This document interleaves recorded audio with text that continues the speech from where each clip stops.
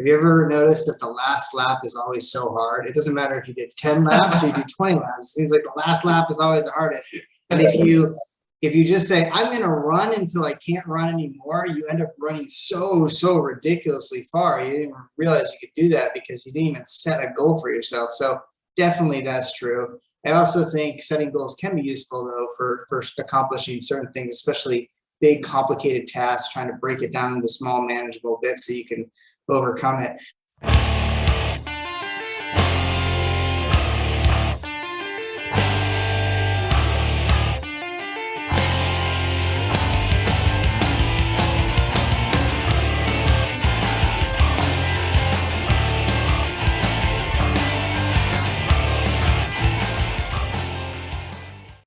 Hello, everyone. Welcome back to Conversations from the Hearth. Today, we are joined by Ramsey Veitch of Impulse Martial Arts in Easton, Pennsylvania. Mr. Ramsey, how are you? I'm doing well. Thanks, guys. Welcome to the show, Mr. Ramsey.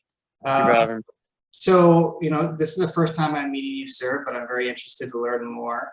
Can you tell us a little bit about your story, how you got started in the martial arts, and then I assume you have your own school and how that whole evolution evolved into teaching martial arts professionally? Absolutely.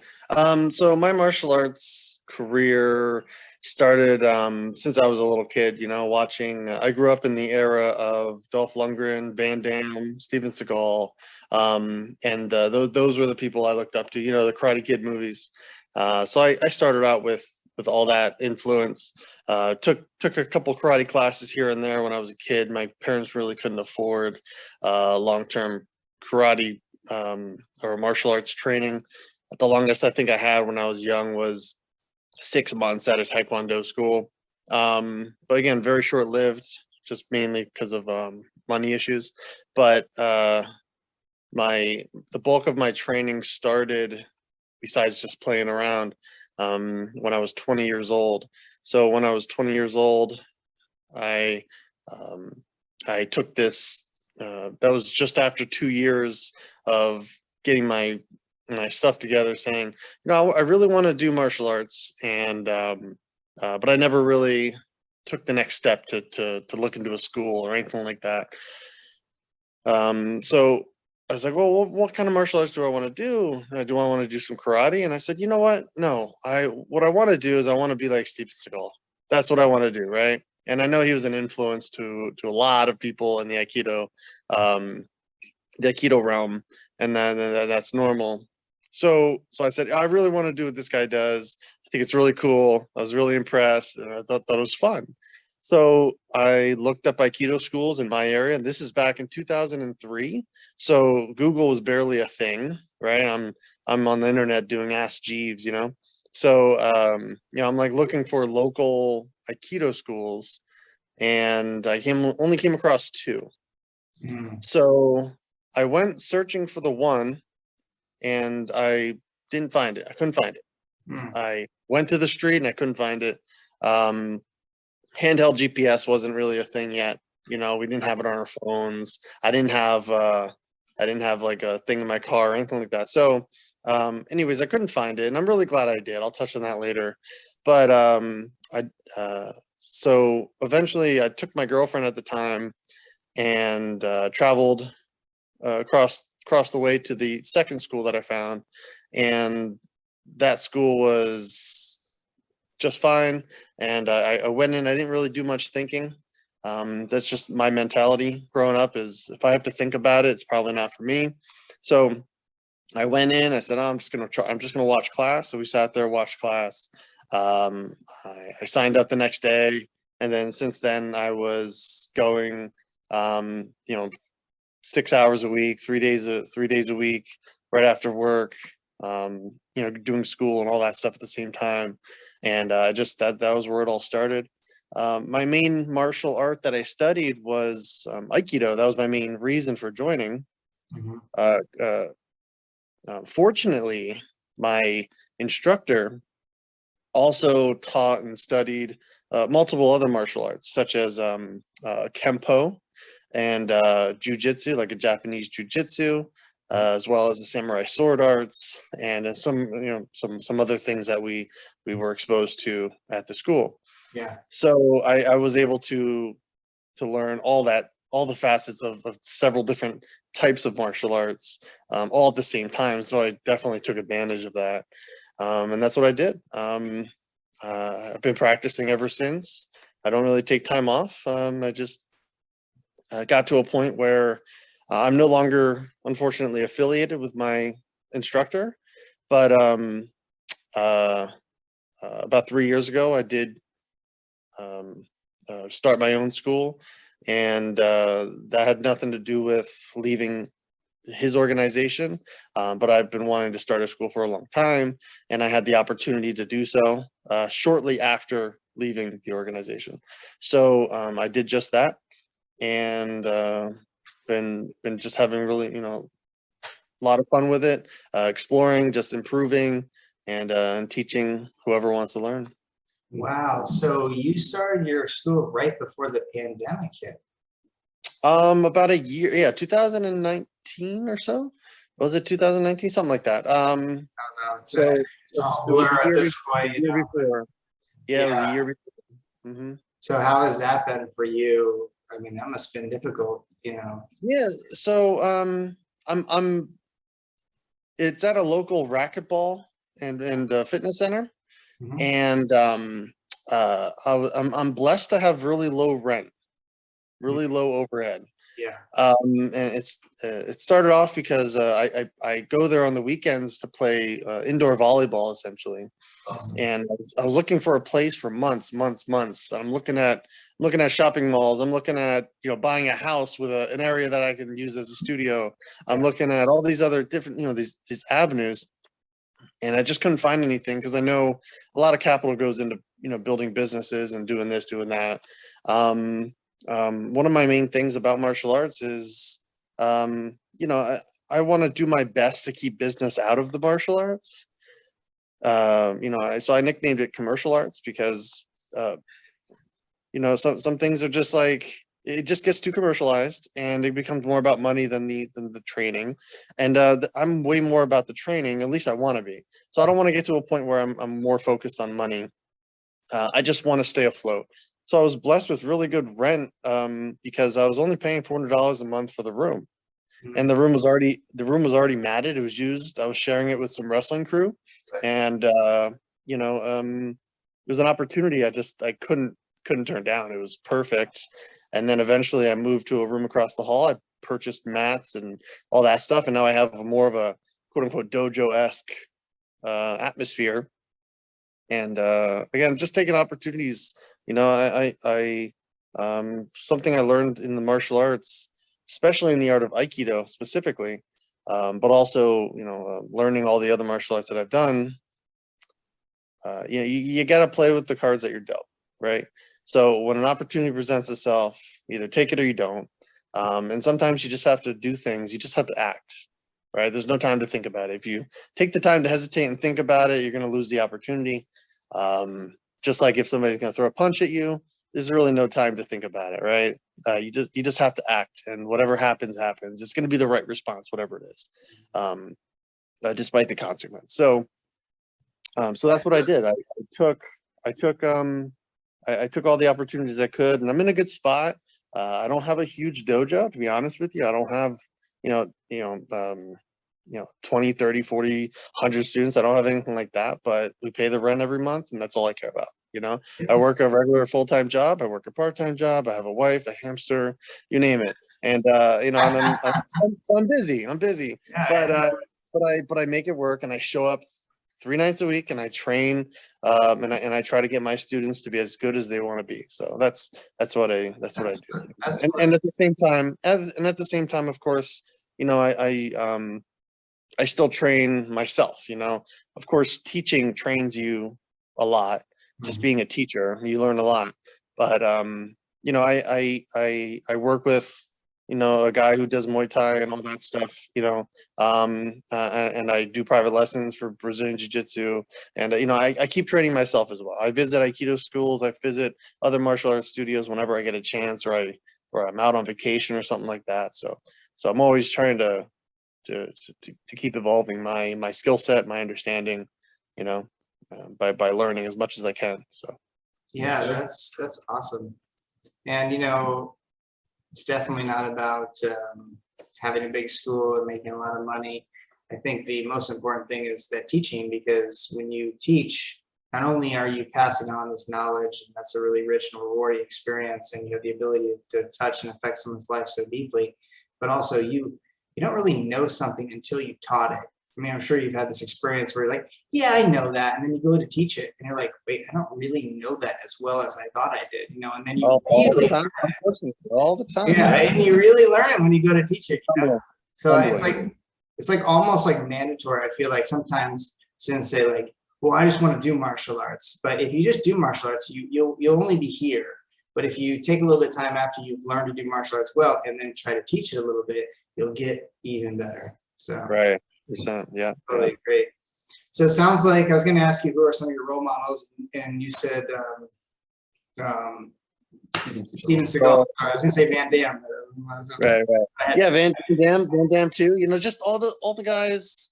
You know, all the guys that I grew up watching. You know, all the television stars that I grew up watching. You know, Ninja. You could throw the Ninja Turtles in there too. You know, I'm walking around the neighborhood and I'm, you know, using my stick like Donatello, and you know, and I'm fighting bad guys. You know, in my, you know, when I'm like 7 years old. So You know, what is some advice you'd give to a new martial artist just starting in their adventure?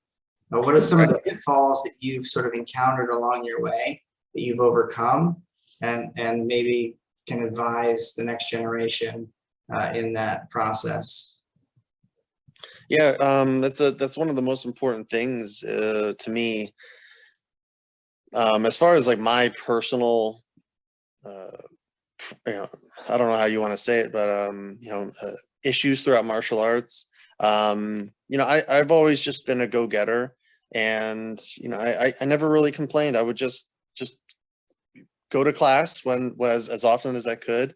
I would throw down, I would practice, I would do everything that I was supposed to do, because I knew eventually, like, I mean, for one, I was having fun, but for two, eventually I'm going to get better just over, you know, just over time.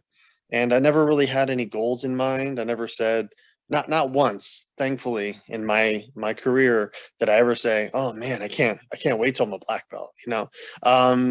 And I have a huge opinion about black belt status, which I would like to go over with you if you want. But you know, I always just wanted to show up, and I knew that the training was good, and I was gonna get the information so that I can be an aikidoka, you know, or a judoka, or a swordsman, or whatever I was studying. Sure. Yeah. So what I try to pass on to everybody I come across is, for one, if your heart's not in it, you're probably not going to progress, Mhm. because the main reason is you're not going to last long. And I know there's a huge turnover rate with students, you know, and you know, I don't know why. I was never a student who gave up.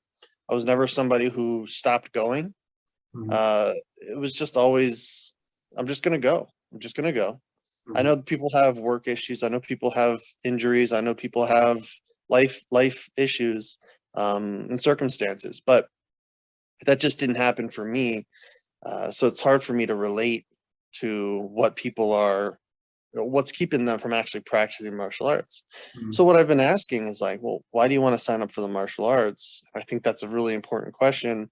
If you don't have intent Mhm. when you sign up, then it's like signing up at the gym at the beginning of the year. What's your intention?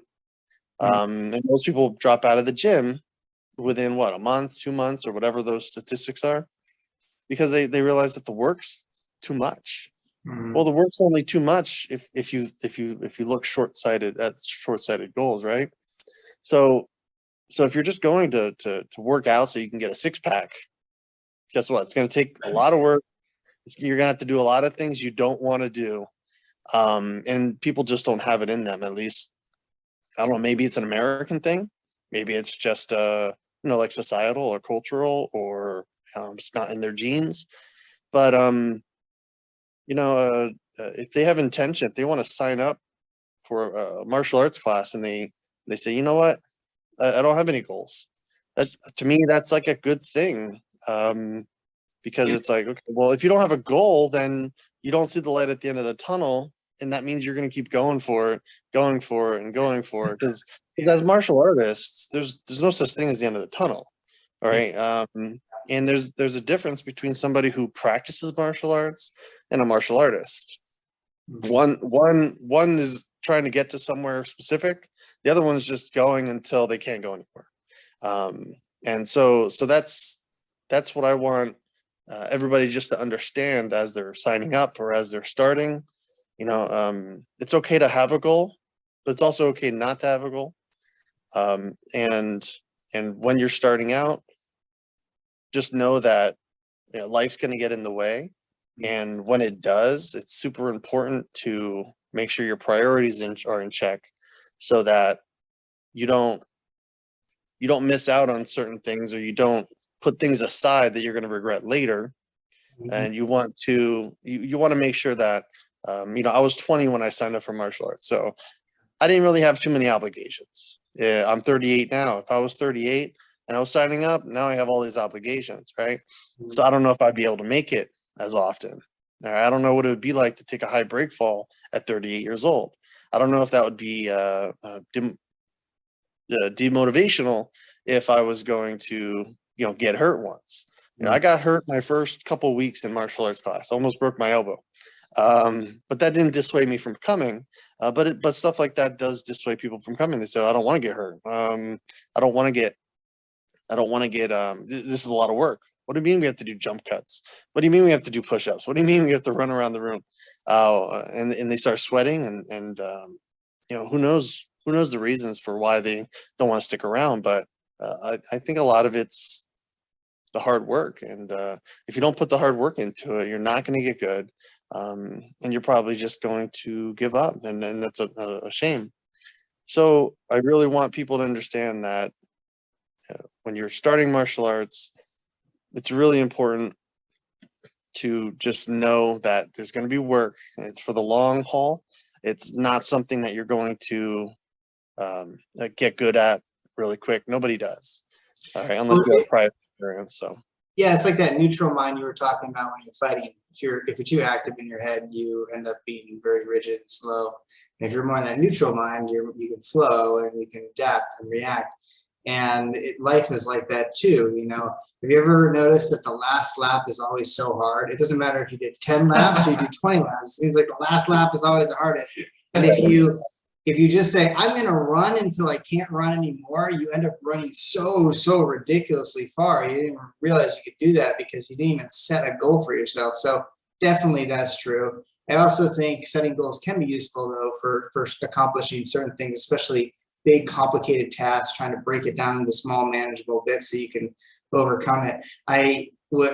When you were talking a little bit earlier about, you know, the 6-pack and, you know, how someone sets out for that, that's like this really, for some people, that's a really like big step up, you know. It reminded me of a student I used to have in my leadership program, and he wasn't doing very good in school. He came in, and one of the reasons he joined my leadership team is though he was a really nice kid and he was very respectful and was trying hard on the floor. His mom was very concerned because he was failing all his classes. So he comes in, he says, "Sir, I'm going to get straight A's this semester." And I'm like, let's just try to not fail all the classes. Like, you know, that's the next step, you know, like you're not going to go from failing all your classes to straight A's, you know.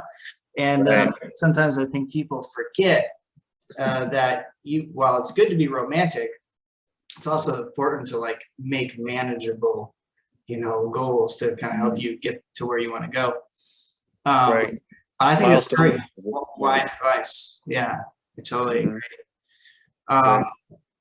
So as far as like a new student goes, so like once we get through that and we kind of get that understanding, and one of the first things I teach my students, and one of the things that I really push into my students every single class, is pretty much the fundamentals, you know. And so like another side of that topic of what do you say to somebody starting out, I usually tell people, forget the fancy stuff. Forget how to kick high, forget how to grapple, forget how to do a choke, forget how to do a wrist throw, arm lock, forget all that stuff. Okay. You're going to learn it. You're going to see it. You're going to see it regularly. You're going to get to practice it. But I usually say, just forget it.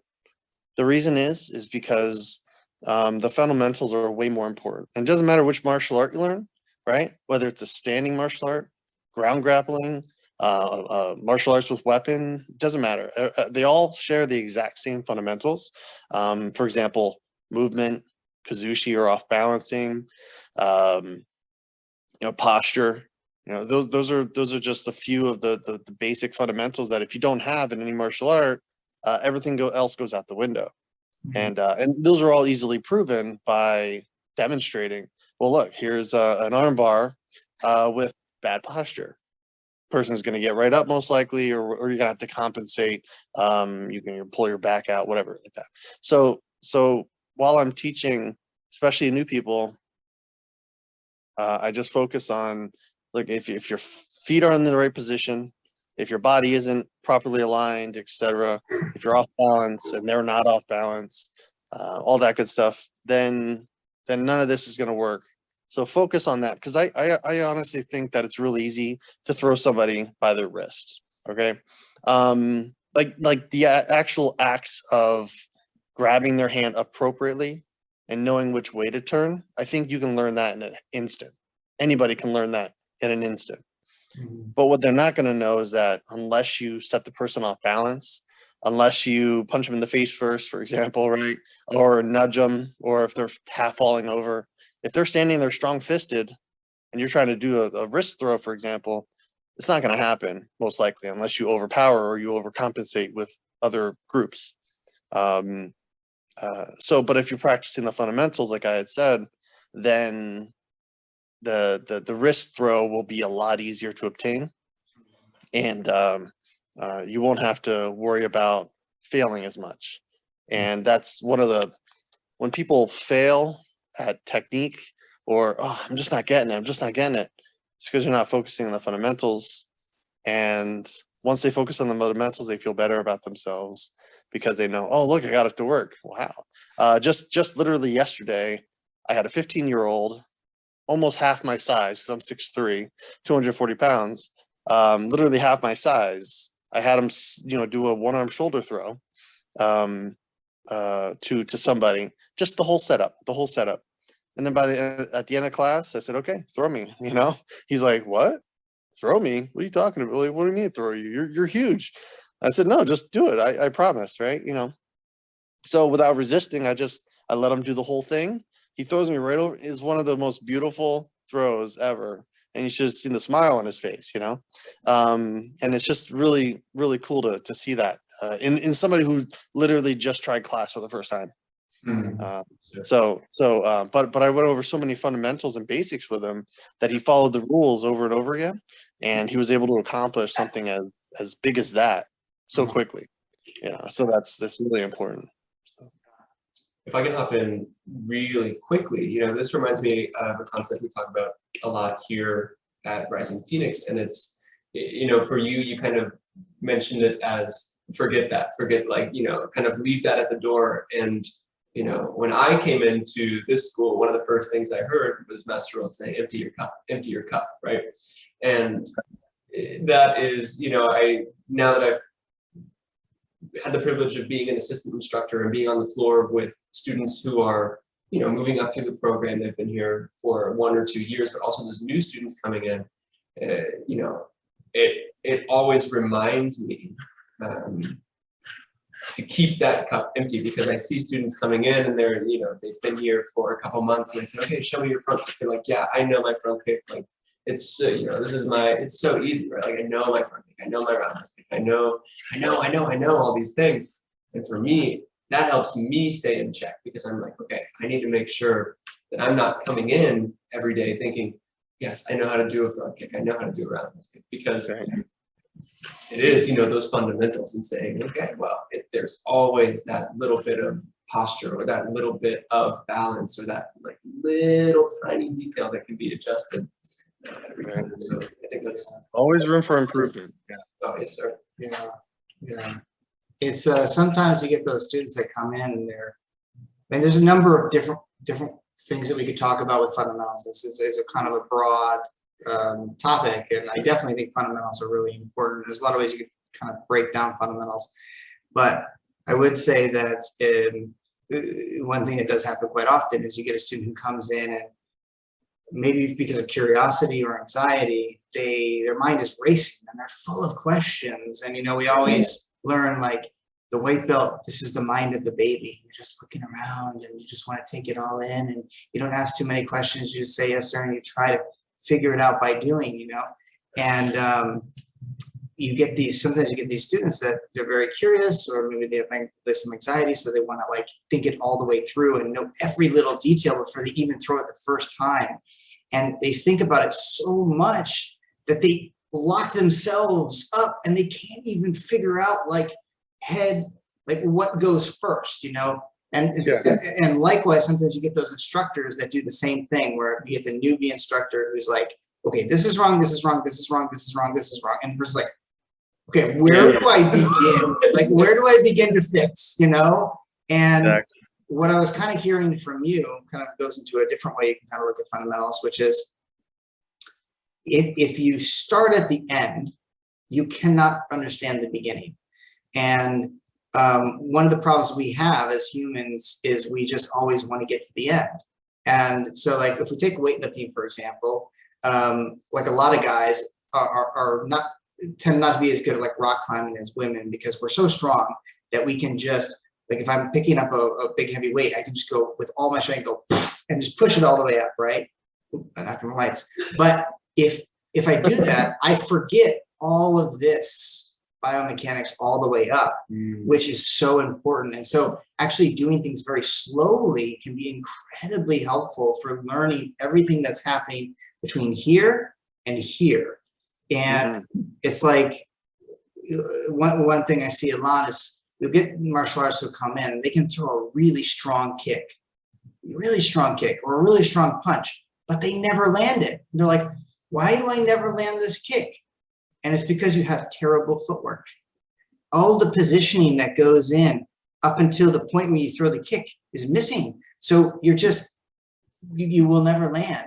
And it's like, if you go to, like, that arm bar, right? It's all the little positioning that happens before, on the way up to the arm bar. The arm bar itself, like, I don't even fully extend for an arm bar, because the most important thing for the arm bar is all the little locking up, like, on the way up to where you get there. And, like, when it's all like that, it's over. I mean, all you gotta do is just a little bit like that and it's done. But if all of this is wrong, that's when you go, oh, I can't get it to work. It's like, so yeah. Yeah, and I have advanced students that that do the same thing still, but it's a constant thing. We're humans, and sometimes we want to just get to the point. I'm actually a huge fan of just getting right to the point. But yeah, and one of the things I bring up about fundamentals is the idea that sometimes if you just go over fundamentals, it can be very boring, very tedious. And so really I try not to spend too much time on it, but I that's why at the end of class, if we do a lot of, usually if I'm doing a class, for example, I'll do I tell my students, if I show you a lot of techniques in class, it's because I don't want you to care. I don't want you to worry about the technique. I'm teaching you all these other things, and I want you to pay attention to what you're doing in between the techniques, from the beginning of the movement until the end of the movement. I want you to pay attention to that. I don't want you to pay attention to how the wrist is or how the arm is or whatever. I want you to pay attention to everything else that gets you to that point. If you can't get to work and punch in, you're not going to work, right? So you have to get to work and punch in, and then the paycheck is getting that submission. The paycheck is getting the throw off. The paycheck is landing your punch, right? Or landing a good punch, if you will. So yeah, that's one of the main things that I focus on. But telling new students, hey, focus on your fundamentals, because if you don't know your ABCs, you're not going to be able to spell. If you don't know your addition and subtraction, you're not going to be able to do your algebra, So do all that stuff, and you're going to get really good really quick if you really focus on it, especially. Mhm. Yeah, Jesse was telling me you went to Japan and trained over there a little bit. Yeah, I mean, I like to say I went to Japan and trained, but I did, but it was a 2-week trip with my wife back in 18, and I was able to visit a couple dojos out there, just experience their culture and what they do and how much different it is, and other styles, stuff like that. The So reason why I bring it up is because I spent many years training in Korea, and if you train in Japan, it's probably a similar culture in the sense that they focus a lot on the fundamentals, to the point like an American would probably just start break down and crying because they're so bored because they did that same thing so many times. Like in Taekwondo, I trained in Taekwondo my whole life, and then I go to Korea to get like really top tier training, and they just sit me over in the corner and they say, I want you to bounce up and down for an hour. And I'm like, and then I'm like, my leg, I can't even walk anymore. I can't even walk, and they're like, okay, come back tomorrow. And I'm like, it's straight out of like Karate Kid. Like that's why it's so awesome, is because that's really what like old school Asian teaching is like. And so and then the next day I come in and I'm expecting to learn something else, and they say, nope, you're gonna bounce. And I do that for 6 months. You know what I mean? Like that's the kind of insanity. Or when I studied judo, the Korean pronunciation of judo, I was same throw for like 3 months, just one throw. I was going out of my mind, but I learned that throw so well, you know what I mean? And let's be honest, you don't need that many techniques.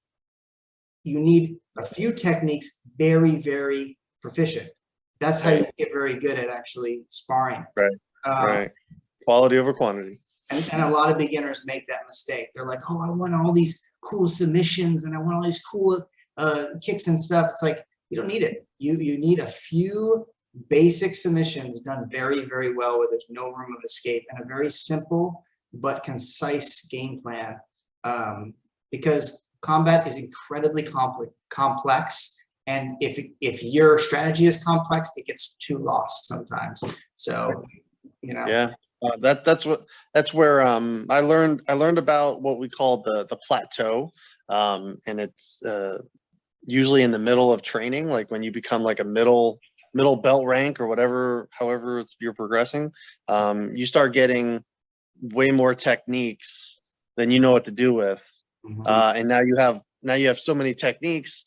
If you're just sparring with somebody, or you're just practicing all your techniques, and they're just doing like a random attack to get you to see what you can pull out of your hat, then that's where we tend to get lost, because we forget all the fundamentals. All we want to do is pull off a technique which is often planned, like, oh, I want to do this one next, and then they realize they can't get into it, they can't find it because it wasn't relevant to the attack thrown, you know what I mean? But they had it in their mind and their idea, or they can't think of and almost I'm guilty of all of this stuff,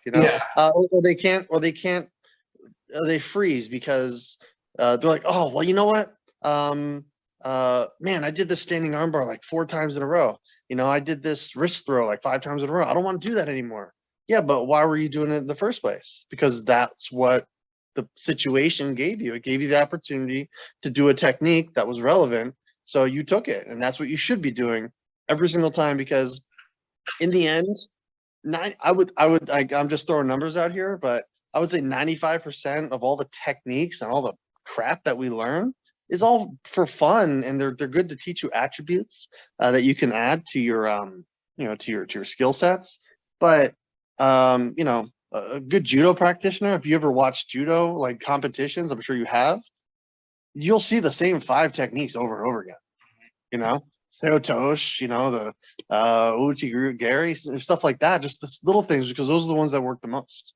Out of all the grappling stuff, there's the triangle choke, there's the armbar. Those are the ones that are most often hit from guard, as an example, but there's so many other things you can do, but those are the ones that always hit. So people want to learn all this stuff, but they don't realize they're never going to be able to get them off. They're not going to be able to use them as often as they think. it gives them options, but and that goes into what people's intentions are when they sign up for a dojo. Well, what do you want to do? You want to be able to defend yourself, or do you want to just be able to to build new attributes and new skill sets so that you can you can pull something random out of your hat if you ever need it, God forbid you get attacked. And just be a better person, be able to move better, be stronger, be more strong-willed, whatever your the benefits out. Yeah, Benefits out. I'm kind of a believer. You could probably say something that make me eat these words, but almost every technique could be used in some weird, obscure situation to be effective, but it's just like varying levels of effective, like this one, like these are the techniques you're going to use all the time, and these ones are like in these very niche situations we might use these, and this is like a technique I might use like once in a whole tournament, just like as a wild card move that I just throw in there. But it's this balance between, okay, if you keep things really, really simple and you focus on the fundamentals, people will get very good very fast, but they will also quit really quickly. And again, if they're bouncing in a corner all day. Yeah, you have to entertain, right? And so you kind of need to mix a little bit of that in. And like you said, martial arts is this never-ending journey that you're going to do the rest of your life. Do you really want to do bounce in that corner every day for the rest of your life, or do you want to get out and maybe try to do a tornado roundhouse kick or a 720 spinning cross, just to have some fun along the way after you've been doing this for 20, 30 years or whatever, what I mean? I think it's a balance. Right. 100%. Sure. So yeah.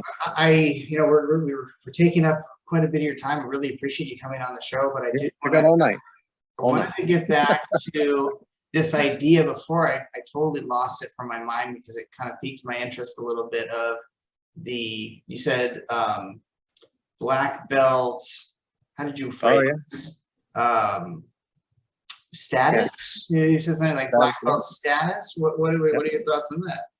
Great. Real quick before I go on that, my wife and I's next 2-week vacation, probably like whenever COVID lets up, it's going to be to Korea. So I'm going to be hitting you up and ask you where you want me to visit, because we plan on doing a huge tour of Korea for 2 weeks. So I'm gonna hit you up, and you have to let me know where to go and what. Call me up and I can translate for you. Okay. All right. My wife is Korean, and I lived there a long time, and I can speak. I can get by.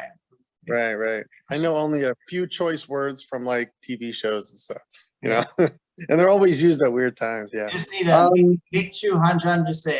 1 beer, please. That's all you need. Okay. That's all right. Yeah. See? Fundamentals. Yeah. That's what I need. I can get by on that.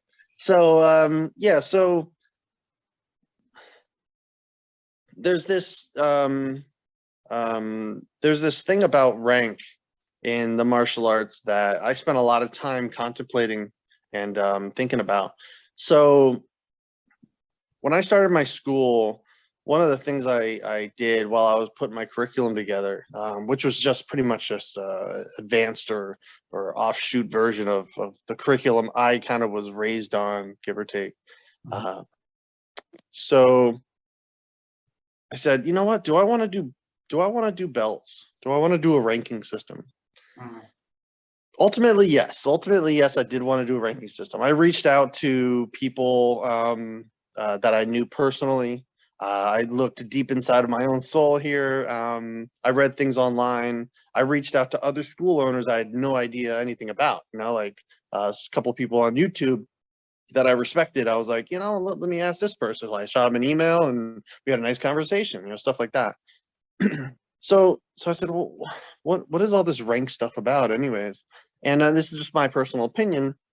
So I think that the ranking up to black belt is important, at least in America. The reason I say that is because our culture is different. Like you had said, you're going over to Korea and bouncing for an hour, 2 hours, or whatever. That's tedious and it's boring. You don't see the value in it until later. Just like the wax on, wax off in Karate Kid, he never saw the value until he learned, oh crap, this is so I can block. Mm-hmm. Well, yeah, all right. So it's just that value you don't see. you just have to trust your teacher. So so I said, well, what do I want to do with the ranking system, and why should I keep it? Why not just go right from white belt to black belt? Why even have a black belt? Why have anything, right? Like Krav Maga, for example. They have a ranking system. They have a black belt and blah, blah, blah, but they don't wear their belts. They just pretty much go off of some certificate or something, but they're not walking around with their belts. Those guys, I was gonna get certified in Krav Maga, and those clever, talking about marketing, martial arts, those guys, they wanted me to pay them $500 a month to maintain a yellow belt. And I was like, Yeah, are you kidding me? How about no? And, How about no? that's like how they did it. It's such a marketing scam. I was like, Yeah, there you go. There you yeah. go. And they're good Yeah, because it actually, you look at like almost every martial art, it is like, Taekwondo, for example, we don't think of it as Korean Special Forces training. We didn't market it that way, but it's literally taught to the Korean Special Forces. It was created for the Korean military, and that's not exclusive of Taekwondo. There's a lot of martial arts that you could say that about. I mean, you could trace Aikido through Jiu-Jitsu, and you could say that it's the martial art of the samurai. I mean, it's like everything you can do like that. It's just how you market it. But those Krav Maga guys are really smart. The way they market it, like, is really special forces training, and then they sell those belts. But it's not just you get your certificate and you're done. You got to pay every freaking month. Oh my God! Wow. Yeah, I've taken quite a few Krav Maga classes, and from a local group, and as nice as they were, has nothing to do with the martial art. But I did learn that the training of Krav Maga was fun. It was active. And if that's the only thing it could really help you in a self-defense situation. I'm a firm believer in, as long as you train it properly. But I did notice that they really didn't have ranking systems. What they did, you could get a black belt. But I was like, but like I said, they weren't wearing black belts, so you wouldn't know the guy walking next to you is an advanced student without working. They got different color shirts. They got their different t-shirts. Well, the dojo I went to just they didn't have any conformity whatsoever. And it was an Aikido dojo, and they also did BJJ, and they also did Krav Maga. So they did a whole bunch of things. Right. So with Krav Maga, for example, so part of my mentality went here. I said, I like the idea that you don't know who you're standing next to. You don't know if you're standing next to somebody who knows how to kick ass. You don't know if you're standing next to somebody who's his first day in class. I like that. I like that aspect of it. So when we talk about ranking, well, what are the ranks for? Well, I like the idea that, like I said, in America, people like the milestones. They like to know where they're going, what's next. And it's a good way to keep track of things, especially with itineraries, such as mine, for example. I have 4 separate martial arts that I've set an itinerary for, a curriculum for, and it becomes a lot. If I were to take all 4 martial arts and put them together and form what was originally called Aikibudo or Aikibujitsu or whatever you want to call it, the original martial art, if you will, where everything kind of stems from, then the curriculum will just be outrageous. There'd just be too much. But so I can keep it separated. Plus, people may or may not want to take just one martial art. I have some people who just want to do the sword. I have some people who just want to do jujitsu and kempo. I have people who just want to do aikido, and that's fine. So I said, okay, well, now what do I do with the whole black belt thing? So when I formed the curriculum, I said, I want to give people as much information as possible before they get to their black belt. But I don't want to give them everything, because that's not realistic. Because then I had to dive into, well, what does a black belt mean? And I think this is the main point of everything. What does a black belt mean to you, to me, to the next guy, the next woman, whoever? And is it going to be standardized? And the answer is, it's going to be different for everybody, and it's not standardized for anyone. So my black belt, and I'll use myself as an example. When I got my black belt in, let's say, Kempo, right? The punching, kicking art. I don't personally believe, and this is just my personal belief, that those who got their black belt in Kempo were at the same caliber I was when I got my black belt. Does that make sense? So, and again, I'm just judging from my point of view. That was many years ago. But as I would observe people in different styles or different forms of the same relative martial art, right? We're punching, kicking, and blocking. That's what we do in Kempo, karate. It's more or less that's what it is. So, but why did I have to perform a certain way for black belt when somebody else didn't have to perform as much? And why did they still get their black belt? So I like to ask people, well, what does a black belt mean to you? And what do you think a black belt should represent? So my answer to that is, well, they should know and be comfortable with being a product of that martial art. They should demonstrate what the martial art is. They should be confident with the martial art, and they should be a forever student of that martial art. Meaning they don't just get their black belt and say, okay, I think I know everything, because obviously we all know that you don't know everything anytime, and you can always learn more. So that is what I look for when I'm going to promote somebody. That's what was expected of me personally. But I've also seen black belts get handed out. I've also seen people who definitely didn't deserve it. And I'm not saying it from a cocky point of view. I'm saying it from okay, they didn't know their head from their ass. They couldn't do a basic kick. They didn't know most of the terminology. They didn't know, and they couldn't be an example of that martial art. So I've seen stuff like that before, and it's really unfortunate. And then of course there's different styles where, especially in Aikido, there's many different styles. I would visit. I've gone out to California. I've done a couple. I've attended a couple seminars. High quote unquote ranking people from around the world who would teach, such as the Doshu from Japan, or Christian Tizier from France. High ranking people in the Aikido arena, and I start meeting all these other people who are high ranked as well, and I start thinking, why are these people such high ranked, and why aren't they as impressive as I believe they should be? And then I started thinking, well, is rank really that important when it comes to skill? And ultimately I decided, no, I don't think so.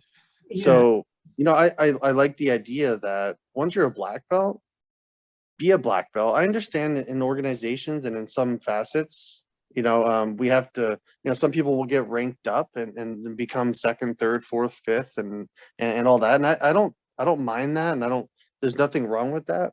What bothers me is when we have that ranking structure and it gets used as a hierarchy, as if that person is automatically better than this person. So people will say, hey, this guy's a 4th degree black belt, this guy's a 1st degree black belt, therefore 4th degree black belt's better than the 1st degree black belt. I just don't agree with that. I just don't agree with that in any way whatsoever. And that's a stigma I want to kind of do away with in all of martial arts. And time and grading, sure, whatever. But I just want that stigma to go away. I like the idea that I don't care what rank you are. What I want to know is your heart in the martial arts, and how long have you been doing the martial arts? Are you a 5th degree black belt and you've been doing the martial arts as long as I have, and I'm a 1st degree black belt, for example? That doesn't make sense. So what's going on here?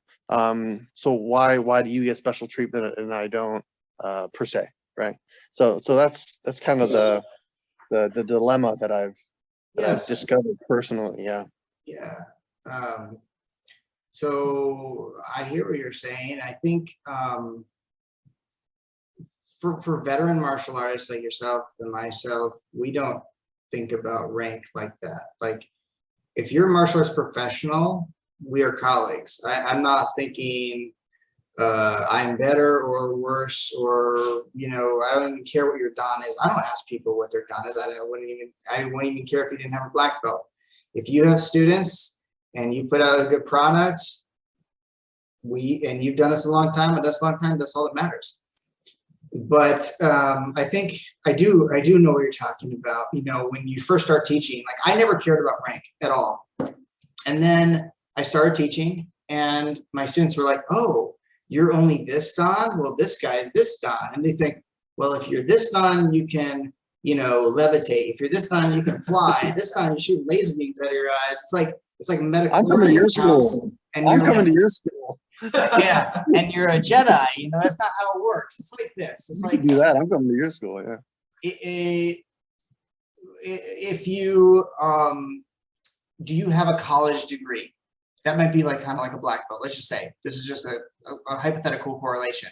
You know, there's a lot of people who go to college that have a college degree that are no sense intended, but not like super, not super smart, right? And then there's a lot of people who've never been to college that are whip smart people that, like, I feel like are incredibly wise.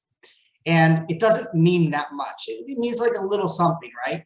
And for example, there are doctors that are just MDs, and then there's doctors who are PhDs. And like, that's a little bit different tier there. But honestly, I don't care about that. I care about a doctor that has good bedside manner, who's going to take good care of me, that understands what I need. Like, that's what matters, right? So, you know, whether this person has like a little bit of advanced certification or something like that, it's not going to really matter to you if you're just a normal practitioner who wants to have a good martial arts experience at an academy level. You know, if you're trying to go and become like the world champion or something in a particular sport, you're going to want to find that one instructor who's been an Olympian before and train with them to learn those very specific tips and tricks. But yeah, I think that's all overblown. I totally agree with you. But I think most veteran martial artists like us, we don't think like that. The problem is that most beginners do. And it's like, how do you teach them? Now, what I do is I teach my white belts that, like, hard from the beginning. You know, Jesse's been training here for 3 years. He's a blue belt, okay? But we have very good standards of promotion here at our academy. And I definitely think that rank has a purpose. It has a purpose for a lot of reasons. First of all, to incentivize. And whether it's in Japan or Korea or over here, incentives help and they work. We just know that, like, naturally, right? And also, what's really important, I mean, the reason why the belts came about in the first place is Jigoro Kano was like, okay, everyone just wear these white belts and hold your kimono close. And then he had like some students that were just like really alpha, like ripping people's faces off, right? They were like competitive athletes going up against like old ladies who were just starting out on their first day. And he's like, nope, you get the black belt, you go train over here. You get the white belt, you go over here with all like the other, like, you know, plebs. And that like helped him from not getting horribly injured, right? And then when he goes over, he sends his disciple overseas to go travel around over Europe. He's like, wow, these guys really suck. They only train like 2 days, like 2 times a week. They're never going to get a black belt. So we need to like create all these color belts to give them something to aspire towards, because we don't want to sit there at a white belt forever. And that's kind of how it all came about. In Taekwondo and most traditional martial arts, karate, judo, hapkido, whatever, a black belt only symbolizes that you're a competitor. In Korea, there are no color belt tournaments.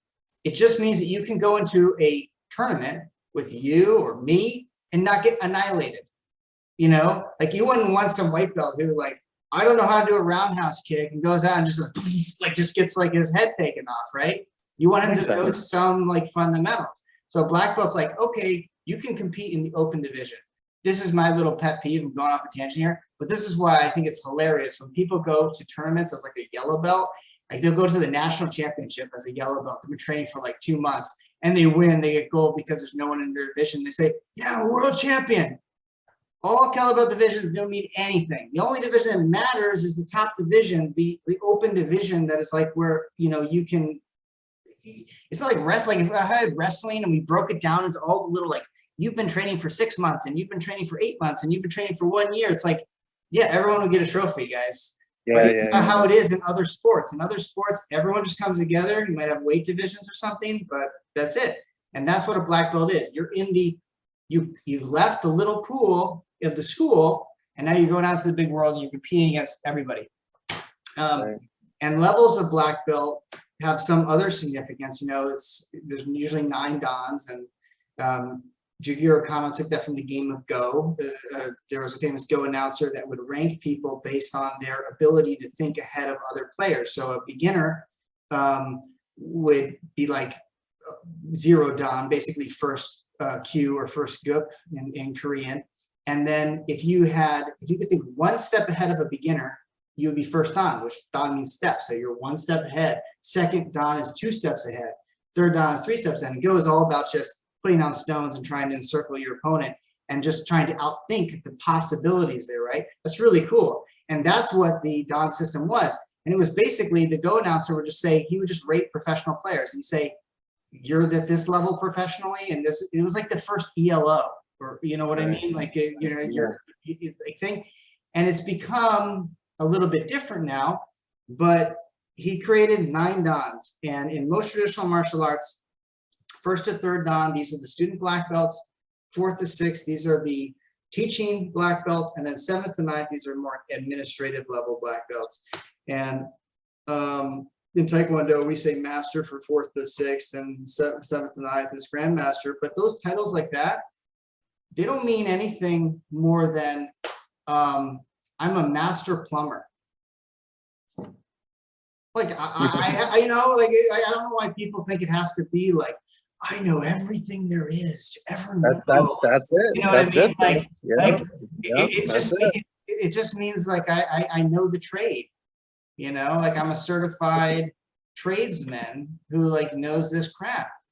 And a grandmaster, it's like, I think we have a tendency, especially in the West, and all of those terms, master, grandmaster, they came from the West. The Koreans came over and they said, call me samamnim. Or the Japanese came over and they said, call me sensei. And then everyone's like, oh, we're gonna call you master. And they're like, oh, I don't know what master is, but okay, you can call me that. And like, that's how that all came about, you know? And then now it's come back over there. So the Kukuman literally gives out these titles, but it started over here. Anyway. Yeah. So, you know, just one thing that I want that I would love for just the stigma of ranks to just kind of be, you know, just kind of pushed aside in people's minds, you know, like what prompted that for me originally was, you know, somebody would see me wearing a black belt. Now you would never know I was a black belt in anything, because that's the first thing people ask you when you say, hey, I do martial arts. Are you a black belt? Yeah. Yes, but who cares? And you don't, if you're asking me if I do martial arts and you ask me if I'm a black belt, you probably don't do martial arts yourself.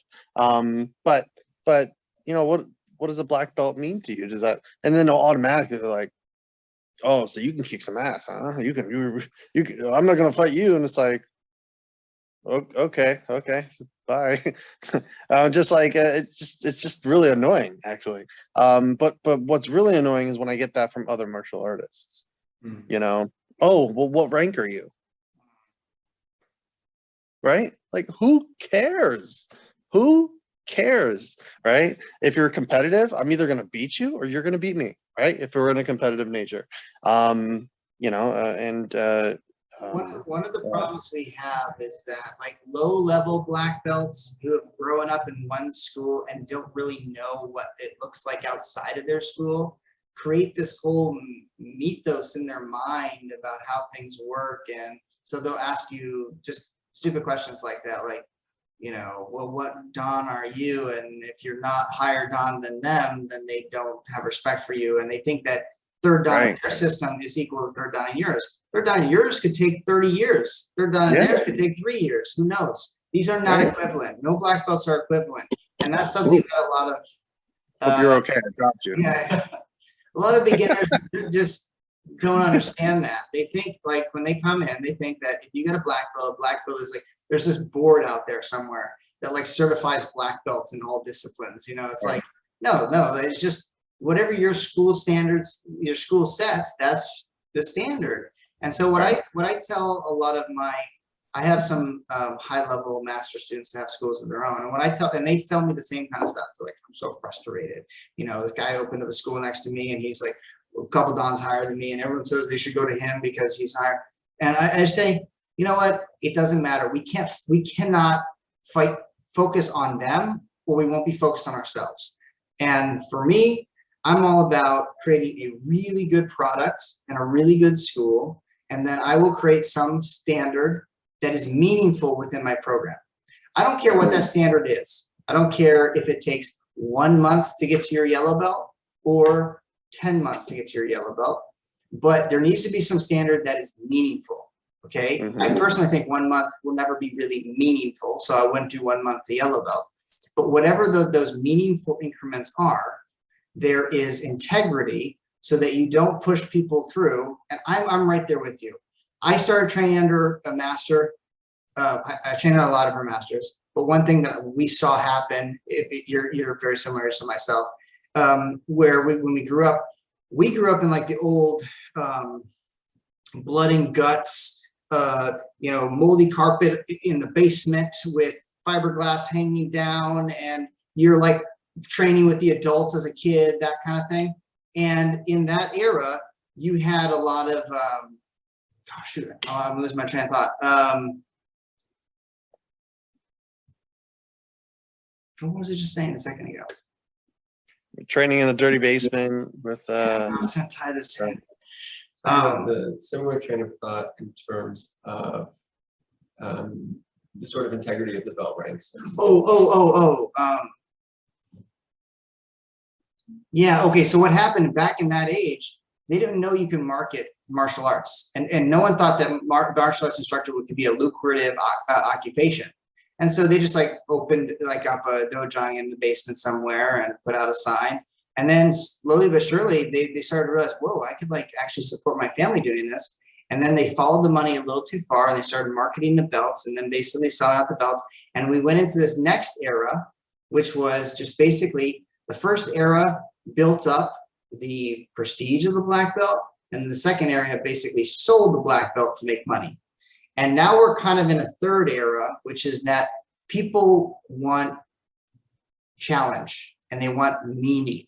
And that's what we're trying to do here at Rise of Face Martial Arts. It sounds like that's what you're trying to do at your school. And I think we're not alone. I think a lot of people, not to get too nerdy, but video games have gone through a similar phase. Like they were ridiculously hard when we were kids. Like I couldn't even get through like the first 5 minutes of most video games because they were just like impossible. And then they made them really streamlined and like everyone could win. And now you see a lot of games that are coming out that are purposely challenging because people want that risk and reward and that challenge.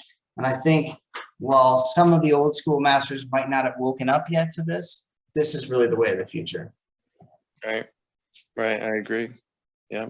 But the main thing is, standardization. There's very little standard. And one thing I do want to point out is about like Brazilian Jiu-Jitsu, for example.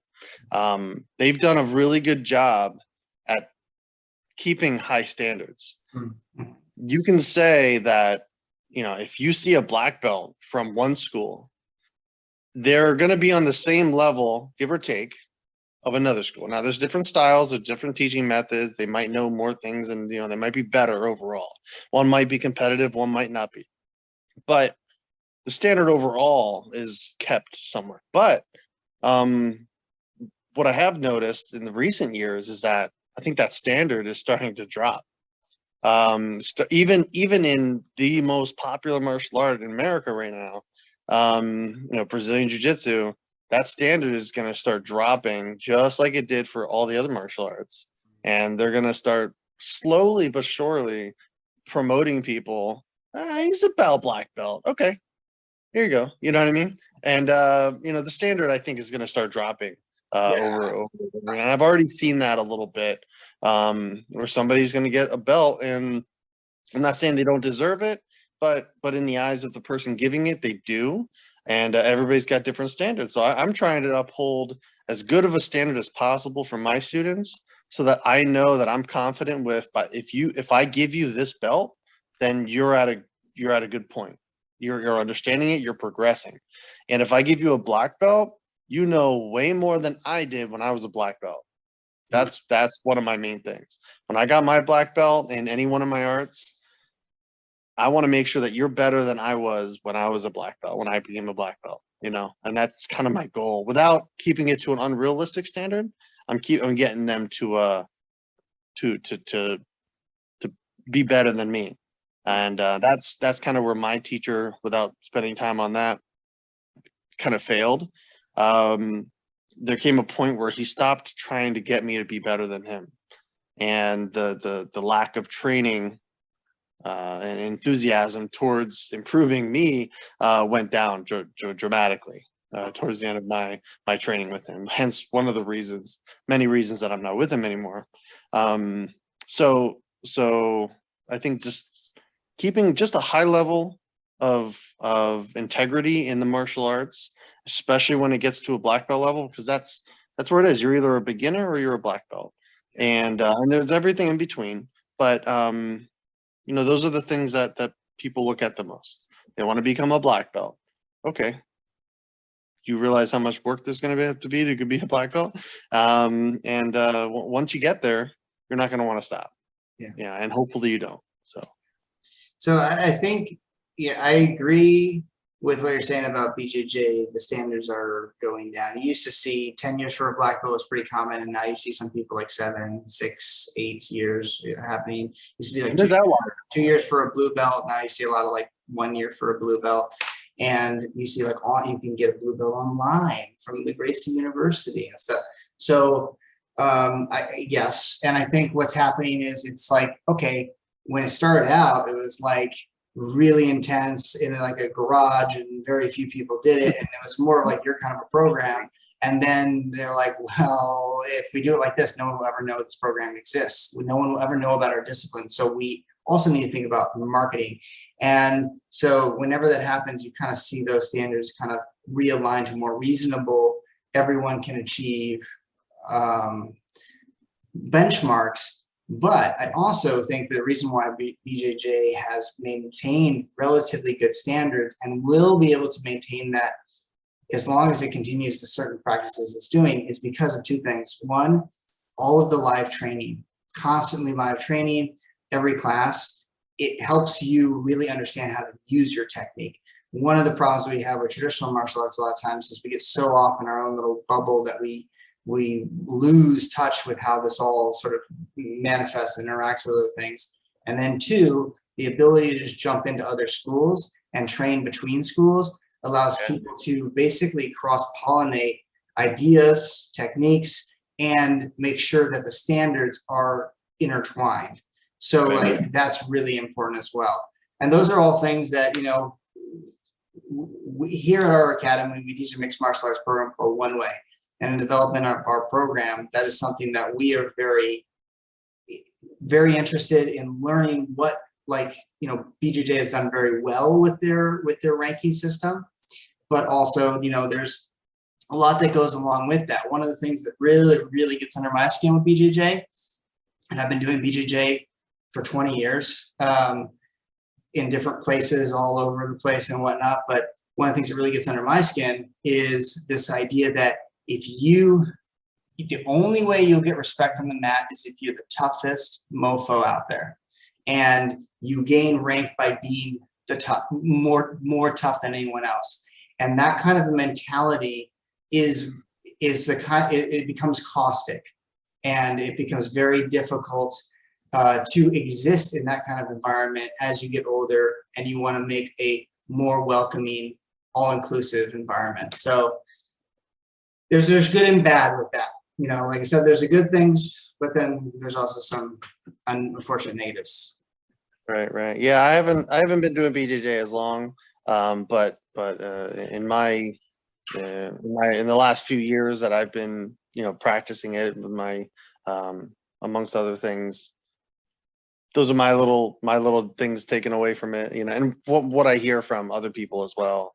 You know, well, purple belt went into this school and took out 5 black belts. Like, oh no, what does that mean? You know, what does that mean? Does that mean the purple belt's a black belt, or does that mean the black belts are purple belts? I don't know, right? You know, so just gets a little, it gets a little iffy. But this all goes into the whole conversation about ranking and how people really need to understand that what you're wearing around your waist, it just doesn't signify what you know, or how much, or how good you are, or how much you can defend yourself. Like, none of that is relevant, because there's martial arts out there, and there's places that will give you, let's say, a middle rank belt, right? Purple, green, whatever it might be for that curriculum, and they don't know any, you know, they don't know much more than the person on day 2 of training, you know. And then there's black belts out there that really don't represent what some people would see as a standard of black belt. They don't, you know, you're 80 years old and you just got a black belt. You're not doing high tornado kicks, right? As an 80-year-old, right, who decided to start late. You're a black belt for a different reason. You know, you're a black belt because you're into it, or you put the time in, you advanced relative to where you were when you started, etc. So there's that stigma of what black belt means to each individual person. And we all have to just look at each other and say, you're a black belt, you're just not the same black belt as me. You know, for either I'm better or you're better, it doesn't really matter. You know, maybe there's things you understand that I don't, but we can all learn from each other. And the other reason I bring that up is because when it comes to seminars, right? Wow, look, 7th Dan. 7th Dan is teaching. He must know his stuff, right? He's got to know his stuff if he's 7th Dan. Then you go and you're super disappointed. That is the unnerving thing. You're like, wow, I did not learn as much as I thought I would, or you know, it just wasn't as exciting, or I don't know, there was just something about it, like, or you just realize that the person's not living up to what you would think a 7th Dan should live up to. And again, it's just that stigma, that stereotype that we get into our head. Wow, this person has to be good, and then you get disappointed and they let you down. Darn. Yeah, I think but we have to also remember, like, dons are sort of a natural progression of continuing down the path of the martial arts, you know, and we can only know so much. You know, when you look at like the top scientists, they end up doing the same thing every day, working in a lab with the same kind of petri dishes, and just doing like one really, really important experiment for like their entire life, right? And they know everything about that, but they don't really know anything else. And when you look at high wisdom and knowledge, it tends to be very finite and deep. And so you have to be careful when you look at someone who's 7th Dan. And I'm not saying that there aren't people out there who are high rank that don't know anything, that just kind of got promoted up, like kind of ushered up by somebody. But you have to also remember that it might not look that impressive, because they learned the breadth of their knowledge when they were like their 3rd Dan, 4th Dan level or something. But then the depth, they just refined the depth of their knowledge over the next 20 years.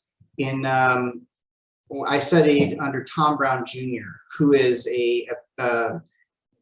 and he studied under Apache Shadow Scout and taught him all these Native American skills, how to hunt, track, that sort of stuff. Also taught Apache Wolverine fighting, and that's one of the things that we were studying when we were there. But when he has this very specific way of tracking called pressure tracking, and his master, who he calls grandfather, who taught him this pressure tracking technique, said that every generation, the Shadow Scout would spend 40 years learning this curriculum, and then at the end of 40 years, he would teach just 3 new pressures to add to this like lexicon of knowledge. That's it, just 3. That's about how much any one master could ever really add. And I'm always reminded of that when I think about what is real knowledge, what is real deep wisdom. Sometimes I get on the floor And I'm so disappointed. I always tell Jesse this, like, I was like, okay, I spent my whole life learning this one little trick. This is so important. This is so important. And I show it to them and they're like, oh yeah, great, next. And I'm like, no, that's so deep. And only I figured that out. No one else I've ever met has ever figured that out. And I feel your pain on that one. I trust that. And that's what I'm talking about. You could look at the seventh eye and you say, well, the general knowledge isn't that much different, but he does have these little deep nuggets. And if you're not careful and you're not looking deeply, you can overlook that kind of wisdom. So that's another thing that I always say. And one thing that's really important to me is mutual respect in the martial arts across disciplines that goes above and beyond physical prowess. Because if you only respect people based on their physical prowess, then you're going to respect them when they're in their 20s and you're not going to respect them when they're in their 40s, because they're not going to, that's not how it works, guys. Like you don't get 80 years old, you're 80 years old, you're not taking out like some young buck 25-year-old super athlete. He's going to rip that guy's arms off. You know what I mean? And if you doubt that, then I'll tell you what, if you do Brazilian Jiu-Jitsu, I want you to take 2 weeks off and then you come back to train. And basically just as much as you knew 2 weeks ago, but your fitness is not there, you're going to get rolled all over the place. Fitness is really important to how well you do, like your tool, right? And so are we just respecting people on their fitness, or are we respecting them based on their knowledge and experience and their wisdom? And that is sometimes very hard to measure. So, yeah. I agree. Yeah. Yeah. Yeah. Do you have any other questions as far as that you had in mind? I know we spent a lot of time in the black belt, but do you have anything? I mean, I have more we could go on. I'm looking at the clock here. We've talked. Always cut and edit later if you want, whatever. We've talked for quite a while. I guess maybe we can just do kind of a quick fire, a couple of these things. If you have any thoughts on them. What advice would you give to a new instructor just learning how to teach? Oh, that's a good one. New students, no problem, but new instructor, wow. So the common thing, and having been an instructor, especially coming up as a student instructor and everything, I've learned so much since day one. And every single time it humbles you. Pretty much stay humble. You don't know everything. And you're going to come across instances where you look like a fool. Oh, yeah, you just do this. Oh, why didn't it work? Oh, crap. You have to figure it out really quick, okay? And then right on the spot, you have to prove why what you just said was true. But what's really important is that if you mess up, you have to tell people, oh, sorry, I totally messed that one up. Didn't even go right, So that's really important. The other thing is, when you had touched on this slightly earlier, try not to fix people on every little thing all at the same time. It's overwhelming. I personally let my students talk things out with each other. Not all schools allow their students to talk to each other and do this and help each other, teacher only, blah, blah, blah. I like my students helping each other out. Hey, put your foot this way. Even if they're wrong, they're going to find out real quick, because I'm going to be observing. I'm going to find out, and then they're going to get humbled by that experience. But also, I can't be everywhere at once. So it's also good for a lot of reasons. But often what I see is, especially with newer people teaching classes, oh, you have to fix your foot, straighten your back out, do this. This has to be here. This has to be here. And then the person's like, oh, okay. And then, okay, do it again. Ugh. And they look like they look horrible again, right? Nothing was fixed. So I usually fix one thing at a time. Okay, you're whatever by priority.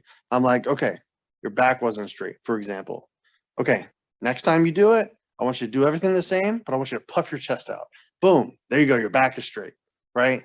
Just do that a couple times. And then I'll come back a little bit later. Hey, okay, now your foot. The reason you're not doing this, maybe your foot's off, right? Okay, put your foot here. Keep that chest puffed out. Boom, and I reinforce the previous fix. And then, and then I build on top of it. But when we just try to fix everything all at once doesn't work, and they don't know anything past their last failure, and I think it holds them back. It's just hard to tell. Everybody learns differently, so that's usually what I tell them. Just pay attention, don't fix everything at once, and get ready to be humbled, because somebody's going to make you look like a fool, not on purpose usually, but at least on accident, because you're going to mess up. That's just the name of the game, but it only makes you better of a student while you're teaching. So. Absolutely. Two things come to mind when you're saying that. One is that a lot of times when I get a new instructor on the floor, they try to create a entirely new flow of the class, and it's something that's so unique and off the wall. And a lot of times people are struggling to figure out, like, how do we maintain decorum? How does this work? So you don't need to reinvent the wheel, you know, is one thing. And then another thing is a lot of young instructors, they just try to teach everything they know in one class. It's like, you're just kind of showing how little you know. Try to do that. Like, you know what I mean? Like, just teach what they need to know. Like, I love it when the new instructor comes out and he's like, okay, white belts, I'm going to show you how to do this really advanced acrobatic kick that, like, you're not even remotely qualified to be learning right now. But I want to do it because I want to show you that I can do this move, you know? Right. Yeah. So one of my only memories from my Taekwondo school from back in, like, when I was like only doing for 6 months, I might have been like 12 or something like that. I remember this specifically because it was so cool. He taught us how to jump off of a wall over a person kneeling down and then do a kick with the same foot that you jumped off the wall with. And yeah, you know, I'm 12 years old. Of course I could do it. But I mean, that's pretty relatively advanced for somebody who's just starting out. I mean, come on. But but I know exactly what you're talking about. That's definitely, but yeah, I'm guilty of that too. Yeah. So another question, moving on. What advice would you give to a young entrepreneur? I know you're just kind of getting started with your business, but you know, you have 3 years under your belt. That's definitely something. And you know, I feel like sometimes the hardest part of business is really getting that ball rolling in the very beginning. So what have your experiences been so far? What advice would you give to somebody kind of following your footsteps, maybe a few steps behind you, to be successful building out a program? Well, I'll be honest with you. I do not believe I am any bit of a mentor for this topic. The reason I say that is because, for one, I don't consider myself to be successful by purposeful means, if you will. So I feel like I got lucky so much, and I fell into opportunities that I just happened to take. I feel like if I didn't find the $400 a month already matted area to train out of, right, to start a school, because, you know, when I was talking to other school owners that I know I just called up and talked to, you know, it's the same thing. Well, get ready to go six months to a year without any students. I'm like, well, that's no good. Like, that stinks, right? And I already had a couple of people who were willing to train, you know, that I already trained with, so that was good. But you know, the best thing that I would want anybody to do is to find a place that is already built for martial arts training, or something you can make into a martial arts training area, and start small. Don't worry about getting all fancy. I was running a wrestling room for 2.5 years. It was not pretty. It was just practical. And you just got to do what you got to do. And if people like you, they'll come back to you. They'll train with you, despite what it looks like. You trained in a dirty basement, right? Right. But you kept going back. No big deal. So I got lucky with what I found, and it worked out for me. But if I had to go to some shopping mall and rent a place out for $1,500 a month, right, I just couldn't have done it, and I wouldn't have done it. But that's just me, you know. I just didn't want to put up that kind of capital for, you know, for a business that is not, especially in the beginning, lucrative at all. Especially considering that I'm not doing martial arts that are popular anymore. Nobody knows what Japanese jiu-jitsu is. They know what jujitsu is, they know what, they even know what judo is, but, you know, they want to do the popular things, Krav Maga, MMA, BJJ, right? So those are what they're looking for mainly right now. And, you know, this isn't 1994 anymore. They're not looking for an Aikido school, right? Like that's what Steven Seagal did for all them. Yeah. People aren't looking for Aikido schools nearly as much as they did back in the 90s, early 2000s. They're not looking for karate schools, right? Me especially, I'm teaching adults. I don't teach children. Parents are looking for karate schools for their kids, right? But they're not. An adult is not looking for karate classes, right? Like nearly as much as they did back in the 70s and 80s, right? Like Bruce Lee days. So things have changed over time, and I think it's just very difficult. I don't think I'm to be a good person to ask about, what exactly should you be doing, because I don't have a thriving school. You know, I don't have a school that's turning over 30, 40 students on a monthly basis. I just don't have it. I wish I did, but I don't. Everyone has their little bit of wisdom that they've learned, and maybe your little wisdom is find the right spot to get started. You know, look around so you can find that right spot, because I know a lot of people. I have one student who I have two master students that I promoted many years ago, and one of them went and got a commercial place, and he put down a ton of money, and within 6 months he was closed because he ran out of money. Other one, yeah, it's very sad. And the other one, he rented out a little space in a ballet school and sort of worked his way up through a couple of other locations, and he's still going to this day, although he has a very small program. And you know, maybe there's some wisdom to that, you know, because it is really difficult. Like, unless you have the time and energy to fully commit to starting a school from scratch, and you're going to hit the ground running, you're going to be advertising every single day to get those students through the door, it's going to be tough. It's going to be tough, you know. But anyway, next question. We're going to go through this really quick because we've gone so long. But any books or movies that you might recommend to our students that you think are essential for martial artists to have read or watched? Man, no,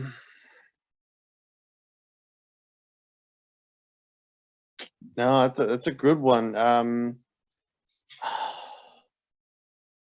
I'm a big to each his own type thing, type person. So there's no books or movies that I can say right off the top of my head that are valuable from an actual martial arts standpoint. It could be, but I am a yeah. Yeah, sorry, I don't think I have a good answer for you.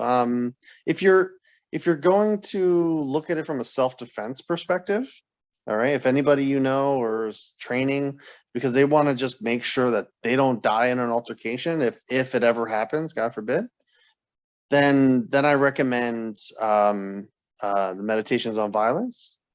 You know, I forget the guy's name. I can look it up, but No, I read it. Are you familiar with that? Yes. Right. Yeah.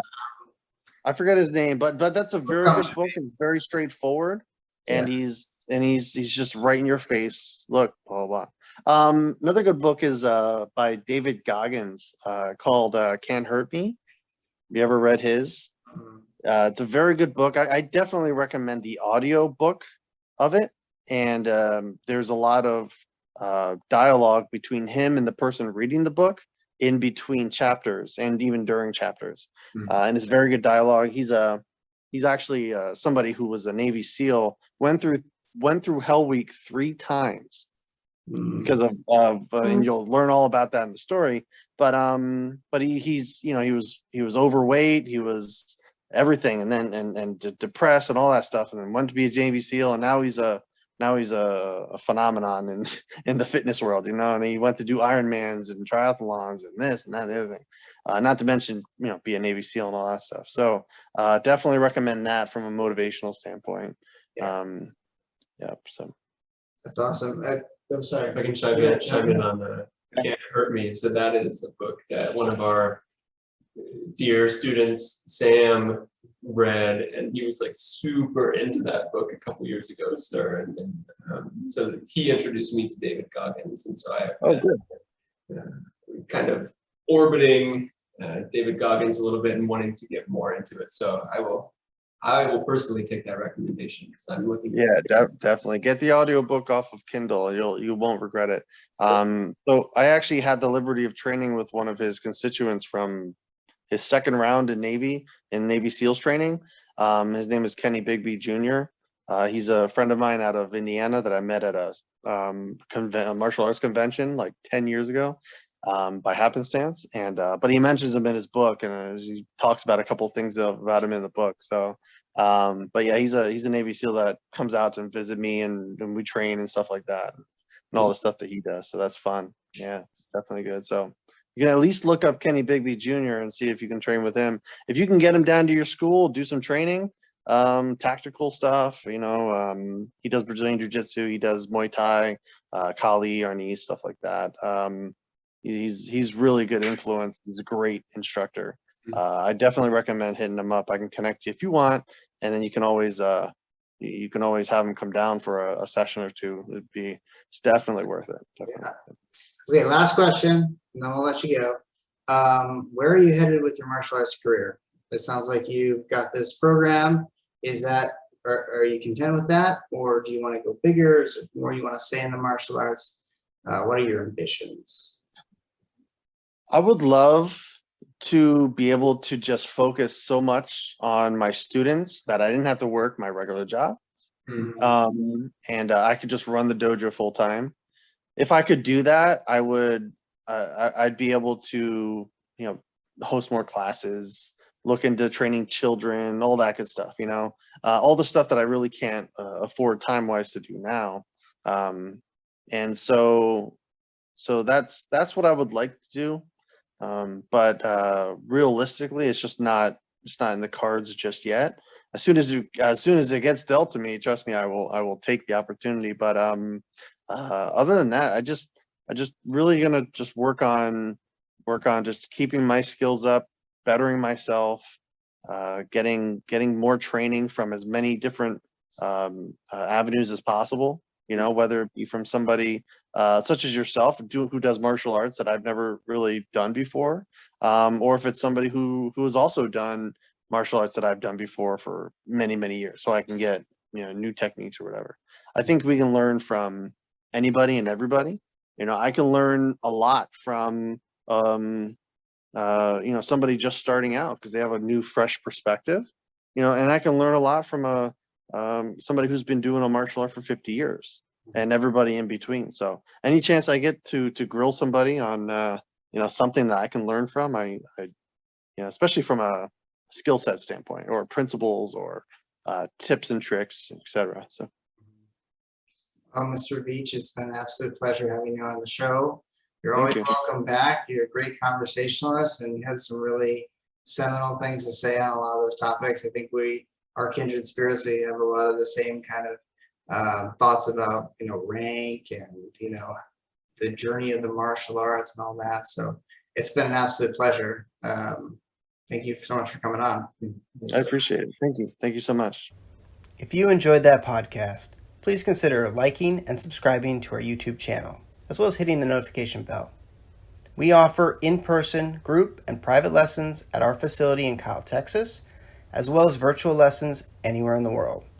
If you'd like to learn more about our programs, you can find us online at risingphoenixtkd.com.